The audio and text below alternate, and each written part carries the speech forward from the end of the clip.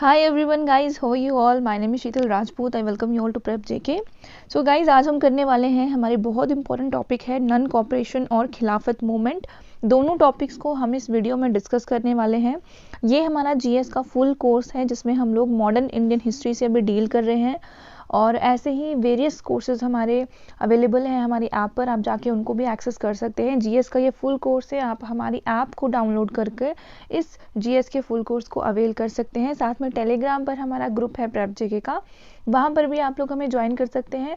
हमारे YouTube channel को subscribe करना ना भूलें और इंस्टा पर हमें फॉलो कीजिएगा for more updates. So start करते हैं। सबसे पहले तो एक इंट्रोडक्शन देख लेते हैं कि ये दो मूवमेंट्स क्या थे। टाइमलाइन याद रखेंगे, 1919 से लेकर 1922 के बीच में ये दोनों मूवमेंट्स को चलाया गया था। ये दोनों ही मास मूवमेंट्स थे, यानी जनता इसमें इन्वॉल्व थी। ऑर्गेनाइज हुए थे 1919 से 22 तक और ये ऑर्गेनाइज हुए थे in opposition to the British rule in India. और वो दो मूवमेंट कौन से थे? Khilafat movement and non cooperation movement. ये जो मूवमेंट थे, despite having different issues adopted a unified plan of action of non violence and non cooperation. देखिए, दोनों मूवमेंट्स का जो मेन मोटो था वो डिफरेंट था। नन कॉपरेशन इंडिया में चल रहा था इंडियंस के लिए। खिलाफत मूवमेंट जो है वो इंडियन मुस्लिम्स चला रहे थे। बाद में गांधी जी ने ज्वाइन किया तो हिंदूज भी इसमें जुड़ गए, बट ये इंडिया के लिए नहीं था, ये टर्की के लिए था, ये ऑटोमन एम्पायर के लिए था। हम दोनों मूवमेंट्स को अलग अलग देखेंगे आगे। तो ये जो दोनों मूवमेंट्स थे, डिस्पाइट डिफरेंट इश्यूज थे इन दोनों के, लेकिन बाद में इन्होंने एक स्ट्रैटेजी अपनाई नन वायलेंस की और नन कॉपरेशन की। दोनों ने सेम प्लान ऑफ एक्शन को अडॉप्ट किया। इस पूरे टाइमलाइन में 1919 से लेकर 22 में आपको यूनिफिकेशन देखने का मिलेगा कांग्रेस और मुस्लिम लीग का। बहुत सारे पॉलिटिकल डिमॉन्स्ट्रेशन इस टाइमलाइन में हुए और दोनों ही पार्टीज के जॉइंट एफर्ट्स आपको इस 1919 से 22 के बीच में देखने को मिलेगा। तो क्या कॉजेज़ थे, ये एक जनरल व्यू है दोनों मूवमेंट्स के क्या कॉजेज़ थे। सबसे पहले तो आपको देखने को मिलेगा कि गवर्नमेंट की जो हॉस्टियलिटीज़ थी। सबसे पहले तो रोलाट एक्ट, जिसमें हमने बहुत सारे फीचर्स देखे थे कि जिस भी पर्सन पर शक होगा सेडिशियस एक्टिविटीज़ को लेकर, टेररिस्ट एक्टिविटीज़ को लेकर, ब्रिटिश गवर्नमेंट 2 साल के लिए उसको विदाउट एनी ट्रायल जेल में रख सकती है। लेकिन पुलिस किसी भी एरिया को सर्च कर सकती थी विदाउट एनी वारंट, और ऐसे काफ़ी सारे प्रोविजंस रोलाट एक्ट में आए थे। देन उसके बाद जो पंजाब में मार्शल लॉ को इम्पोज किया गया और वहाँ पर जो जलियांवाला बाग मैसेकर आपको 13 अप्रैल 1919 को देखने को मिला था, ये बहुत इंपॉर्टेंट है, जिसकी वजह से बाद में ये मूवमेंट चले। और उसके बाद जो अनसिविलाइज्ड फेस हमें इस फॉरेन रूल का देखने को मिला, जो ब्रूटल फेस हमें इस ब्रिटिश गवर्नमेंट का देखने को मिला, उसकी वजह से क्या हुआ, ये दोनों मूवमेंट्स थोड़े से स्पीड अप हो गए। उसके बाद पंजाब में जो एट्रॉसिटीज़ हुई, यानी जो जलियांवाला बाग मैसेकर हुआ, उसके बाद जो हंटर कमीशन बिठाई थी ब्रिटिश गवर्नमेंट ने, वो सिर्फ एक दिखावा था, उसमें एक्चुअली में कोई भी काम नहीं हो रहा था। द हाउस ऑफ लॉर्ड्स, जो कि ब्रिटिश पार्लियामेंट का एक हाउस है, उसने जनरल डायर के एक्शंस को एंडोर्स किया था, उसको बढ़ावा दिया था। उसके बाद सेकंड इम्पॉर्टेंट जो कॉज था, फैक्टर था, वो था डिसकंटेंटेड इंडियंस। हम इंडियंस काफ़ी ज़्यादा दुखी हो गए थे। मॉर्ले मिंटो रिफॉर्म एक्ट आया 1909 में। उसके बाद मॉन्टेगो क्लेम्सफोर्ड रिफॉर्म आया 1919 में। इसमें उन्होंने जो स्कीम ऑफ डायरकी ये लेकर आए थे, जिसमें डबल गवर्नमेंट थी और सब्जेक्ट्स जो थे वो रिजर्व्ड और ट्रांसफर्ड में डिवाइडेड थे। ये भी इंडियंस की राइजिंग डिमांड को डिससैटिस्फाई कर गया था। हमारी जो रेजिंग डिमांड थी सेल्फ गवर्नमेंट की, उसको फुलफिल नहीं कर पाया था। देन इकोनॉमिक हार्डशिप्स जो हमें देखने को मिल गई थी। फर्स्ट वर्ल्ड वार के बाद इकोनॉमिक सिचुएशन भारत की काफ़ी खराब हो गई थी, सभी चीज़ों के प्राइस काफ़ी बढ़ गए थे, इंडियन इंडस्ट्रीज में काफ़ी ज़्यादा डिक्लाइन देखने को मिल गया था और ब्रिटिशर्स कॉन्टिन्यूसली हमसे टैक्सेस ले रहे थे और टैक्स बढ़ा रहे थे। सो ये भी एक कारण था। इसके बाद ऑलमोस्ट सभी सेक्शन जो सोसाइटी के थे वो इकोनॉमिक हार्डशिप से सफ़र कर रहे थे, क्योंकि वॉर की वजह से ब्रिटिश गवर्नमेंट ने काफ़ी ज़्यादा लोन भी लिया था, उनका अपना पैसा भी खर्च हो गया था, साथ में इंडिया से भी वो सारी धरोहर लेकर जा रहे थे और वॉर में इन्वेस्ट कर रहे थे। एंड इस चीज़ ने एंटी ब्रिटिश एटीट्यूड को काफ़ी स्ट्रेंथन किया था। अब सबसे पहले हम देखेंगे नन कॉपरेशन मूवमेंट, और इसमें गांधी जी का बहुत बड़ा रोल है, तो ये आपको याद रखना है। महात्मा गांधी मेन फोर्स थी behind the non cooperation movement. March 1920 में इन्होंने एक मैनिफेस्टो डिक्लेयर किया, जिसमें इन्होंने कहा कि हम लोग एक मास मूवमेंट चलाएंगे, वो मास मूवमेंट नन वायलेंट होगा और नन कॉपरेशन मूवमेंट वो होगा। और अपने मैनिफेस्टो के थ्रू गांधी जी ने लोगों से क्या कहा कि स्वदेशी प्रिंसिपल्स को अडॉप्ट कीजिए, स्वदेशी चीज़ों को यूज़ कीजिए, जैसे कि खादी हो गया। देन स्वदेशी हैबिट्स को अपनाइए, हैंड स्पिनिंग और वीविंग जैसे काम कीजिए, मशीन मेड गुड्स को अडॉप्ट मत कीजिए, कॉटेज इंडस्ट्री या हैंड स्पिनिंग चरखे पे जो भी चीज़ें बनती हैं उस चीज़ का यूज़ ज़्यादा कीजिए। देन उन्होंने लोगों से कहा कि जो अनटचेबिलिटी है सोसाइटी में उसको इरेडिकेट करना है। अब आप लोग मुझे फटाफट से अनटचेबिलिटी इंडियन पॉलिटी में जो अनटचेबिलिटी, जो इंडियन पॉलिटी की लेक्चर सीरीज ऑलरेडी हमारे कोर्स में अवेलेबल है, वहाँ पर फंडामेंटल राइट्स मैंने आपको पढ़ाए हैं, बताना है आपने अनटचेबिलिटी कौन से आर्टिकल में आता है। देन गांधी जी ने लगभग पूरे नेशन में ट्रैवल किया इन 1921 और देख सकें कि देश के क्या हालात हैं, क्या वो इस नेशनल मूवमेंट को चला पाएंगे या नहीं। उसके बाद हम लोग देखेंगे features of the non cooperation movement. Mains exam में बहुत इंपॉर्टेंट है ये, आपको जो मैंने पीडीएफ दिया है ना गाइज, ये आपके रिवीजन के लिए बहुत इंपॉर्टेंट है। प्लस अगर आप मेंस एग्जाम की तैयारी कर रहे हैं तो वहाँ पर हमारा पीडीएफ का कंटेंट अगर आप वहाँ पर लिखेंगे डेफिनेटली आपको बहुत अच्छे नंबर मिलने वाले हैं। बिल्कुल पॉइंट वाइज हर एक चीज़ मैंने आपको करवाई है। अब यहाँ पे क्या है ना कि आप लोगों को जितना ज़्यादा आप लोग प्रैक्टिस करेंगे उतना ही ज़्यादा आप लोग लिख पाएंगे, तो प्रैक्टिस करें। और मैंने सिर्फ पॉइंट वाइज लगाया है, आप लोग एक टेबल बना सकते हैं, आप लोग फ्लो चार्ट्स बना सकते हैं, डायग्राम्स बना सकते हैं, उसके थ्रू भी आप लोग डायग्रामेटिकली अपने आंसर को शो कर सकते हैं, वो ज़्यादा इंप्रेसिव रहेगा। मैंने सिंपली ऐसे लगाया है सो दैट आपको जो पर्सन वीडियो लेक्चर नहीं देख रहा है, जिस पर्सन ने सिर्फ हमारा पीडीएफ कोर्स लिया है, वो पढ़कर भी उसको समझ आ जाए कि मैंने क्या लिखा है इस पूरे कोर्स में, क्या है इस पूरा नॉन कॉपरेशन क्या था। तो इजी लैंग्वेज में और पॉइंट वाइज, सो दैट सभी बच्चों को इजीली ये चीज़ समझ आए, क्योंकि डायग्राम या फ्लो चार्ट सबको समझ में नहीं आएगा। डायग्राम या फ्लो चार्ट उन लोगों के लिए होगा जिन्होंने ऑलरेडी पढ़ रखा है, जिन्होंने बहुत बार पढ़ाई की है और एंड में उनको रिवीजन चाहिए, उन लोगों के लिए वो इम्पॉर्टेंट होता है। अब हम लोग देखेंगे कि फीचर्स क्या थे नॉन कॉपरेशन मूवमेंट के। सबसे पहले तो ये जो मूवमेंट था एसेंशियली पीसफुल था और नॉन वायलेंट प्रोटेस्ट था ब्रिटिश गवर्नमेंट के विरोध में जो भारत में रूल कर रही थी। इंडियंस को कहा गया था कि आपके पास जो भी टाइटल्स हैं उसको छोड़ दो, उसको त्याग दो, नॉमिनेटेड सीट्स पर अगर आप हो लोकल बॉडीज में उसका रिजाइन कर दो as a mark of protest. लोगों से कहा गया कि गवर्नमेंट जॉब्स अगर आप कर रहे हो तो उनसे रिजाइन दे दो, और लोगों से कहा गया कि अपने बच्चों को गवर्नमेंट कंट्रोल्ड या फिर गवर्नमेंट एडेड स्कूल और कॉलेजेस से बाहर निकाल दो। इसके बाद लोगों से कहा गया कि फॉरेन गुड्स को बायकॉट करना है और इंडियन मेड्स गुड्स का ही आपने यूज़ करना है, स्वदेशी चीज़ों का यूज़ करना है। लोगों से कहा गया कि लेजिस्लेटिव काउंसिल्स के जो इलेक्शंस उनको बायकॉट करो। लोगों से कहा गया कि ब्रिटिश आर्मी में सर्व मत करो। It was also planned that if the above steps did not bring results, people would refuse to pay their taxes। और ये भी प्लानिंग थी गांधी जी की कि अगर ये जो ऊपर चीज़ें हमने कही हैं कि ब्रिटिश आर्मी में नहीं जाना है, फॉरेन गुड्स को बायकॉट करना है, इलेक्शंस में पार्टिसिपेट नहीं करना है, अगर ये सब चीज़ों से भी हमें कोई रिजल्ट नहीं आया तो फिर हम लोग क्या करेंगे, टैक्स देने से भी रिफ्यूज़ करेंगे, हम टैक्स भी नहीं देंगे। आईएनसी ने स्वराज की डिमांड करना स्टार्ट कर दिया, सेल्फ गवर्नमेंट की डिमांड करना स्टार्ट कर दिया। Only completely non violent means would be employed to get the demands fulfil. तो इस तरीके से नॉन वायलेंट मीन्स का इस्तेमाल करके हम लोग अपनी डिमांड्स को फुलफिल करवाना चाहते थे। नॉन कॉपरेशन मूवमेंट एक डिसिसिव स्टेप था इन द इंडिपेंडेंस मूवमेंट, क्योंकि पहली बार आईएनसी जो है वो कॉन्स्टिट्यूशनल मीन्स को छोड़कर प्रोटेस्ट करेगी। कॉन्स्टिट्यूशनल मीन्स यानी कि पहले वो लोग क्या करते थे, आईएनसी का क्या रहता था पहले कि कॉन्स्टिट्यूशनल इलेक्शंस में पार्टिसिपेट करेंगे, लेजिस्लेटिव काउंसिल्स में पार्टिसिपेट करेंगे, वहाँ पे जाएंगे और वहाँ पे डिमांड करेंगे। लेकिन पहली बार आईएनसी ने कॉन्स्टिट्यूशनल मीन्स को छोड़ दिया, सेल्फ रूल की डिमांड तो की लेकिन इस तरीके से प्रोटेस्ट करके, बायोकॉट करके, इस तरीके से वो डिमांड कर रहे थे। गांधी जी ने ये अश्योरेंस दिया कि स्वराज हमें मिलकर रहेगा 1 साल के अंदर अंदर, अगर ये मूवमेंट जो है वो कंप्लीट हो जाएगा। इसके बाद कॉजेज क्या थे नॉन कॉपरेशन मूवमेंट के। वैसे तो हमने कंबाइंड कॉज देखा कि क्या क्या था, एक एक करके यहाँ पे डिटेल में भी हम लोग पढ़ेंगे। वॉर के बाद ब्रिटिशर्स के अगेंस्ट काफ़ी गुस्सा था लोगों में। इंडियंस को लगा था कि अगर हम लोग मैन पावर सपोर्ट देंगे ब्रिटिशर्स को, ब्रिटिश आर्मी को, और अगर हम अपने रिसोर्सेज देंगे ब्रिटिशर्स को, तो फिर वॉर ख़त्म होने के बाद ब्रिटिशर्स क्या करेंगे, हमें ऑटोनॉमी देंगे, जैसा कि ब्रिटिश गवर्नमेंट ने हमें प्रॉमिस भी किया था। लेकिन गवर्नमेंट ऑफ इंडिया एक्ट 1919 जो है वो डिससैटिस्फैक्ट्री रहा काफ़ी हद तक। इन एडिशन ब्रिटिशर्स ने रिप्रेसिव एक्ट्स को पास किया, जैसे कि रोलाट एक्ट जो कि हमने देखा, जिसने फर्दर फर्दर इंडियंस के मन में ब्रिटिशर्स के अगेंस्ट विरोध पैदा किया, हमें गुस्सा आया और हमें लगा कि ये हमारे साथ धोखा किया है, ब्रिटिश गवर्नमेंट ने हमारे साथ धोखा किया है, हमने उनको इतना सपोर्ट किया बट एट द एंड उन्होंने हमें कुछ नहीं दिया। Then home rule movement. Home rule movement को एनी बेसेंट और बाल गंगाधर तिलक ने स्टार्ट किया था, set the stage for non cooperation movement, और यहीं से जो है यही होम रूल मूवमेंट जो है नॉन कॉपरेशन मूवमेंट का एक बेस बना था। अब होम रूल मूवमेंट अगर आपने नहीं हमारा लेक्चर पढ़ा है होम रूल मूवमेंट और लखनऊ पैक्ट, तो आप लोग जाके हमारा वो वीडियो भी देख लेना, आपको समझ आ जाएगी।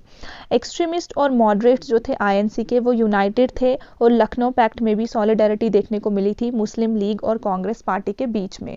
The return of the extremist, इन्होंने आईएनसी को एक मिलिटेंट कैरेक्टर दिया था, क्योंकि हमें पता है कि जो मॉडरेट्स थे वो काफ़ी ज़्यादा ब्रिटिशर्स में बिलीव करते थे, उनके जस्टिस सिस्टम पर बिलीव करते थे, लेकिन वहीं एक्सट्रीमिस्ट थोड़े से रेडिकल थे और मिलिटेंट कैरेक्टर था उनका, रेवोल्यूशनरी थे वो लोग।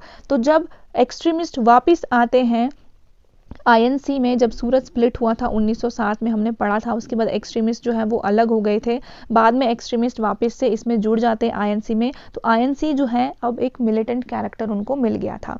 Economic hardship due to first world war, तो ये फैक्टर तो हमने पहले भी देखा कि इंडिया ने जो पार्टिसिपेट किया था वॉर में, इसकी वजह से काफ़ी इकोनॉमिक हार्डशिप लोगों को हुई थी, प्राइस जो थे वो एकदम से बढ़ने लग गए थे, जिसने कॉमन मैन की जो ज़िंदगी थी, कॉमन मैन की जो लाइफ थी उसको काफ़ी ज़्यादा हैम्पर किया था। कॉमन मैन की रोज़मर्रा की ज़िंदगी काफ़ी ज़्यादा हैम्पर हो गई थी, पीजेंट्स को भी काफ़ी सफ़र करना पड़ा था, क्योंकि एग्रीकल्चरल प्रोडक्ट्स जो हैं उनके प्राइस नहीं बढ़ रहे थे और इसकी वजह से ब्रिटिश गवर्नमेंट के अगेंस्ट काफ़ी ज़्यादा रिसेंटमेंट देखने को मिल रहा था।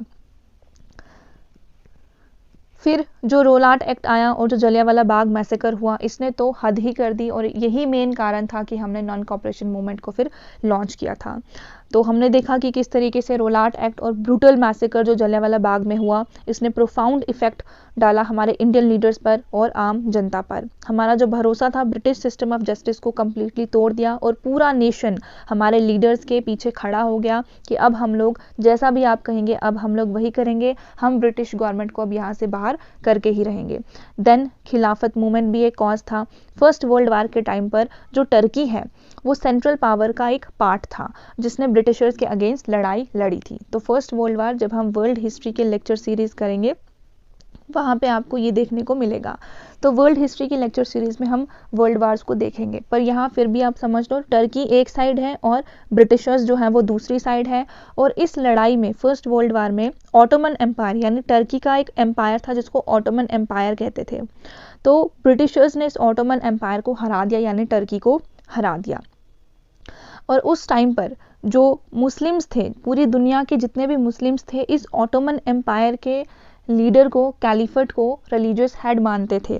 तो हमारे मुस्लिम्स, इंडिया के मुस्लिम्स भी कैलिफेट को रिलीजियस हेड मानते थे, तो उनकी पावर भी ख़त्म कर दी थी। ऑटोमन एम्पायर के टुकड़े टुकड़े कर दिए थे। ऑटोमन एम्पायर को डिफरेंट कंट्रीज़ में बांट दिया था, जैसे फ्रांस, ब्रिटेन, ग्रीस, इटली, इन सब देशों ने ऑटोमन एम्पायर के हिस्सों को ले लिया था। और उसके बाद आपको देखने को मिलेगा कि खिलाफत मूवमेंट को फिर अली ब्रदर की लीडरशिप में लॉन्च किया गया। अली ब्रदर के नाम आपने याद रखने हैं, मोहम्मद अली, मौलाना मोहम्मद अली और मौलाना शौकत अली। मौलाना आज़ाद भी इसमें थे, हाकिम अजमल खान थे, हसरत मोहानी भी थे। अब इस खिलाफत मूवमेंट को मिला महात्मा गांधी का support to persuade the British government not to abolish the caliphate. Mahatma Gandhi ने भी खिलाफत मूवमेंट को सपोर्ट किया ताकि वो ब्रिटिश गवर्नमेंट को मना पाए इस बात को लेकर कि कैलिफेट को आप एबॉलिश मत करो। The leaders of this movement accepted non cooperation movement of Gandhi ji and led a joint protest against the British. इसके बाद जब गांधी जी ने अपना सपोर्ट इस मूवमेंट को दिया तो इस मूवमेंट के लीडर्स ने भी नॉन कॉपरेशन मूवमेंट को अपना सपोर्ट दिया था और जॉइंट प्रोटेस्ट किया था ब्रिटिशर्स के अगेंस्ट। अब हम लोग देखेंगे कि नॉन कॉपरेशन मूवमेंट सस्पेंड क्यों हुआ, क्योंकि गांधी जी ने कहा था कि 1 साल के अंदर अंदर हम आज़ाद हो जाएंगे, हमें सेल्फ गवर्नमेंट मिल जाएगी। कंडीशन थी कि ये नॉन कॉपरेशन मूवमेंट ऐसा ही चलता रहना चाहिए और कंप्लीट होना चाहिए, बट ये सस्पेंड हो गया था। सस्पेंड क्यों हुआ था? प्रीलिम्स में ये क्वेश्चन आता है और जो भी आपके JKSSB के जितने भी डिफरेंट एग्जाम्स हैं वहाँ पर भी ये क्वेश्चन आता है। तो देखिए गांधी जी को वापस लेना पड़ा था ये मूवमेंट फेब 1922 को in the wake of Chauri Chaura incident. Chauri Chaura आपको गोरखपुर उत्तर प्रदेश में एक जगह है, वहाँ देखने को मिलेगा। यहाँ पे क्या हुआ, जनता जो काफ़ी वायलेंट थी उन्होंने एक पुलिस स्टेशन में आग लगाई, जहाँ पे 22 पुलिसकर्मी जो है वो मर गए थे और एक क्लैश हो गया दोनों के बीच में, पुलिस के बीच में, प्रोटेस्टर के बीच में, जिसके बाद प्रोटेस्टर्स ने आग लगा दी जिसमें 22 पुलिसमैन मर गए। गांधी जी को मजबूरन ये मूवमेंट को वापस लेना पड़ा और लोगों को कहना पड़ा कि अभी आप इस रिवॉल्ट के लिए तैयार नहीं हो, आप अहिंसा की लड़ाई नहीं लड़ सकते हो, आप इतनी जल्दी अगर भावुक हो जाओगे तो हमें आज़ादी नहीं मिलेगी। बहुत सारे लीडर जैसे कि मोतीलाल नेहरू, CR दास इस सस्पेंशन के काफ़ी अगेंस्ट थे और उनको लग रहा था कि सिर्फ एक इंसिडेंट के बाद आप पूरे देश का जो ये मूवमेंट था, इतना बड़ा मास मूवमेंट था, उसको कैसे सस्पेंड कर सकते हो। बट फिर भी गांधी जी ने इस मूवमेंट को सस्पेंड कर दिया था। नॉन कॉपरेशन मूवमेंट का क्या सिग्निफिकेंस है, ये भी बहुत इंपॉर्टेंट है। Swaraj was not achieved in 1 year as Gandhi ji has told. तो स्वराज तो हम लोगों को नहीं मिला एक साल में, हमें तो काफ़ी लेट मिला था। हावेवर ये मास मूवमेंट एक ट्रू मास मूवमेंट था जहाँ पे लाखों इंडियंस ने पार्टिसिपेट किया in the open protest against the government through peaceful means. Peaceful means के थ्रू हम लोगों ने प्रोटेस्ट किया शुरुआत में, बट एंड में जब वो पीसफुल नहीं रहा, जब वो वायलेंट हो गया तो गांधी जी ने मूवमेंट को वापस भी ले लिया। ब्रिटिश गवर्नमेंट के एम्पायर को हिला के रख दिया था इस मूवमेंट ने, जो कि इतना लंबा चला था मूवमेंट। और इसमें आपको हिंदूज और मुस्लिम दोनों का पार्टिसिपेशन देखने को मिलेगा। कम्युनल हार्मनी काफ़ी देश में थी इस मूवमेंट के दौरान। ये जो मूवमेंट है इसने गांधी और कांग्रेस पार्टी की पॉपुलैरिटी लोगों में काफ़ी बढ़ा दी थी।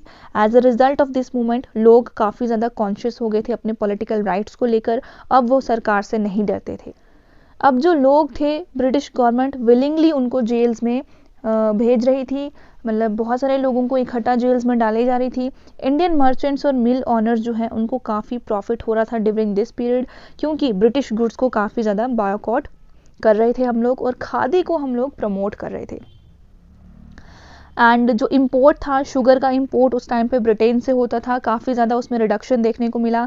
ये जो मूवमेंट है इसने गांधी को लोगों का नेता बना दिया। अब गांधी जी जो है पूरे इंडिया के जो है वो लोगों के नेता बन गए थे, पूरे इंडिया के लोगों के नेता बन गए थे। How did the people respond to the non cooperation movement? लोगों का क्या रिस्पॉन्स था, किन लोगों ने इसमें पार्टिसिपेट किया था, ये भी क्वेश्चन आते हैं, स्टेटमेंट बेस्ड क्वेश्चन आते हैं। The great leaders who were supporting the movement were given complete cooperation by people belonging to different sections of the society. तो पूरे देश में जितने भी ग्रेट लीडर्स थे उनका तो सपोर्ट था ही, और बाकी भी जो लोग हैं उसमें सपोर्ट कर रहे थे, जैसे कि बिजनेसमैन ने इस मूवमेंट को सपोर्ट किया था, क्योंकि स्वदेशी जो है उसको अगर हम लोग ज़्यादा जो है हम लोग प्रमोट करेंगे तो जो भी लोग बिजनेस पर्सन स्वदेशी में इन्वॉल्व है, स्वदेशी चीज़ें बना रहे हैं, उनको काफ़ी ज़्यादा प्रॉफिट होता। तो बिजनेसमैन इंक्लूड थे। पीजेंट्स और मिडिल क्लास लोगों को एक अपॉर्चुनिटी मिली थी कि वो अपना अनएक्सेप्टेंस दिखा सकें ब्रिटिश रूल को। एंड उसके बाद विमेंस ने काफ़ी ज़्यादा बढ़ चढ़ कर इस मूवमेंट में पार्टिसिपेट किया था, एक्टिवली प्रोटेस्ट किया था। प्लांटेशन वर्कर्स की बात करें तो उनको टी गार्डन से बाहर जाने नहीं देती थी ब्रिटिश गवर्नमेंट, उन सब ने अपने प्लांटेशंस को छोड़कर गांधीयन मूवमेंट को सपोर्ट किया। अ लॉट ऑफ पीपल, उन्होंने अपने टाइटल्स और ऑनर्स को रिफ्यूज़ कर दिया, उनको सरेंडर कर दिया जो ब्रिटिश गवर्नमेंट ने उनको दिए थे। उसके बाद लोगों ने civil services, court, school, colleges जो भी ब्रिटिश गवर्नमेंट चला रही थी उन सभी चीज़ों को बायकॉट किया था। अब बात करेंगे खिलाफत और जो फर्स्ट वर्ल्ड वार ख़त्म हुई फिर खिलाफत मूवमेंट, जो भी इनका टाइमलाइन रहा। खिलाफत मूवमेंट को आप 1919 से 1924 के बीच में लगा सकते हो, ये मूवमेंट चला था। एगिटेशंस, इंडियन मुस्लिम्स का ये एक एगिटेशन था allied with Indian nationalism in the years following first world war. तो फर्स्ट वर्ल्ड वार के बाद भारत में जो इंडियन नेशनलिज्म चल रहा था उसी के साथ साथ आपको खिलाफत मूवमेंट भी देखने को मिलेगा।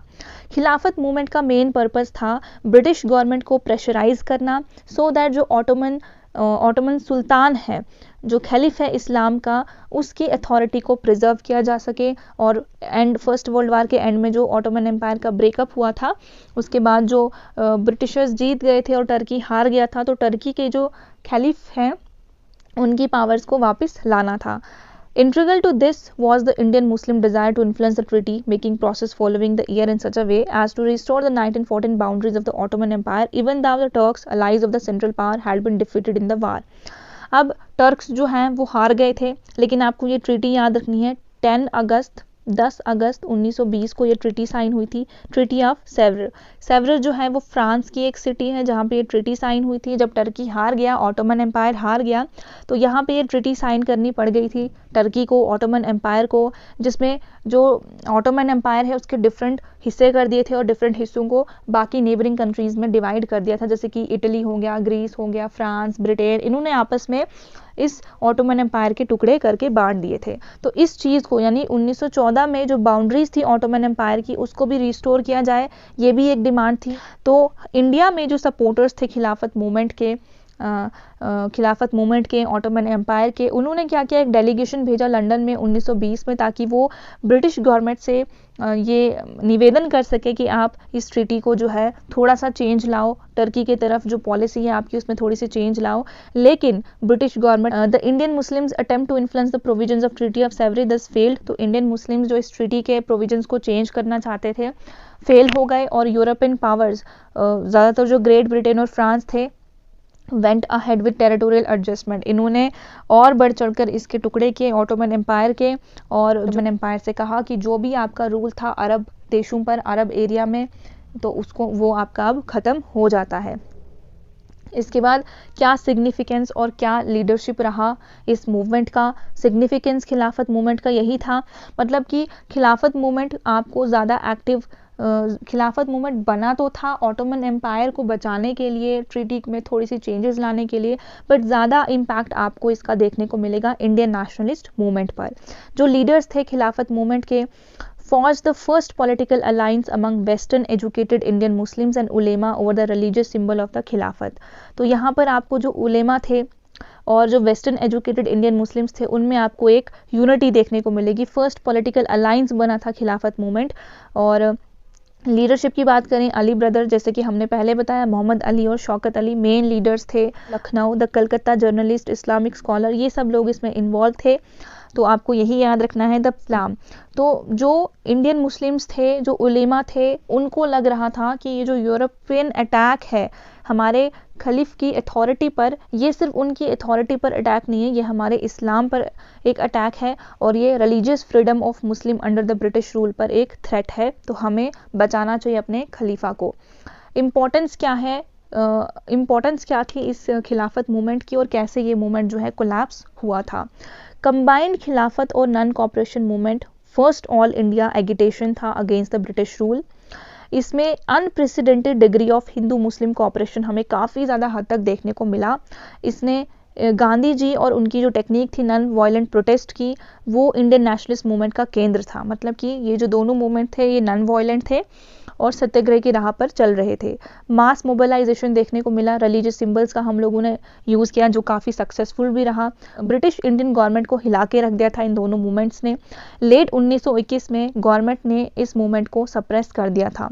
लीडर्स को अरेस्ट किया, उनको जेल में डाला, और गांधी जी ने नॉन कॉपरेशन मूवमेंट को सस्पेंड क्यों किया था ये हमें पता है, क्योंकि चौरी चौरा इंसिडेंट जो है वो हो गया था।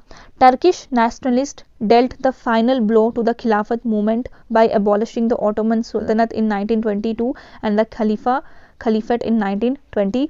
तो टर्किश नेशनलिस्ट ने फाइनल ब्लो दिया इस मूवमेंट को जब उन्होंने ऑटोमन सल्तनत 1922 में एबॉलिश की और खलीफेट को 1924 में एबॉलिश कर दिया। तो इसके बाद मूवमेंट चलाने का कोई मतलब था ही नहीं। Non cooperation movement Chaura Chauri incident के बाद ख़त्म होता है, और यहाँ पे जो खिलाफत मूवमेंट है वो कैसे ख़त्म होता है, जब टर्की ने खुद ही इस ऑटोमन सल्तनत को ख़त्म कर दिया और खलीफेट की पावर्स को ख़त्म कर दिया। तो अब हम मूवमेंट किसके लिए चलाते, जब वहाँ पे डिसीजन ले लिया था उन्होंने। तो गाइज़ ये था हमारा non cooperation movement as well as Khilafat movement. I hope कि आपको पसंद आया होगा वीडियो लेक्चर। अगर आपने हमारा ये जीएस का कोर्स नहीं ख़रीदा है, अगर आपने हमारा केएस का प्रिलिमिनरी कोर्स नहीं ख़रीदा है, तो मैं रेकमेंड करूँगी कि एग्ज़ाम से 6 महीने पहले आपको ये कोर्सेज़ को ख़रीदना है।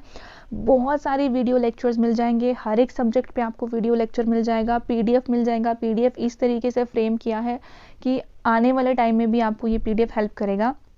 अगर आप हमारा वीडियो लेक्चर कोर्स नहीं लेना चाहते हैं, खाली पीडीएफ लेना चाहते हैं, तो आप वो भी ले सकते हैं। पीडीएफ भी इस तरीके से फ्रेम है कि अगर आप खुद से भी पढ़ेंगे तो भी आपको बहुत सारी चीज़ें खुद ही समझ आ जाएंगी और आप एग्ज़ाम क्वालिफाई कर देंगे। बट मैं रेकमेंड करूँगी कि आप वीडियो कोर्स लें।